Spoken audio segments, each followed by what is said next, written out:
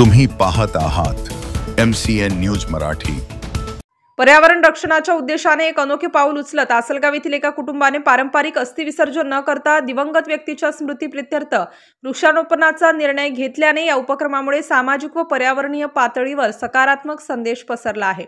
आसलगाव येथील सुरेश उमाजी वानखडे माजी मुख्याध्यापक यांच्या निधनानंतर त्यांच्या कुटुंबियांनी नदीत अस्थि विसर्जन करण्याऐवजी त्या पवित्र राखेचा उपयोग वृक्षारोपणासाठी करण्याचे ठरवले।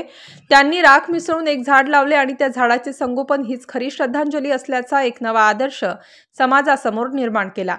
या उपक्रमाबाबत बोलताना सुरेश वानखडे यांनी मुलांनी पित्याच्या आठवणींना जिवंत ठेवण्यासाठी आणि पर्यावरण रक्षणासाठी हा मार्ग निवडला असल्याचे या प्रसंगी प्रतिक्रिया देताना सांगितले। सदर वृक्षारोपण स्थानिक नागरिकांच्या उपस्थितीत व सामाजिक कार्यकर्त्यांच्या सहकार्याने पार पडले। अनेकांनी या आधुनिक कल्पनेचे कौतुक केले असून हा उपक्रम इतरांसाठीही प्रेरणादायी ठरणार। MCN न्यूज मराठीकरिता दिलीप इंगळे, आसलगाव।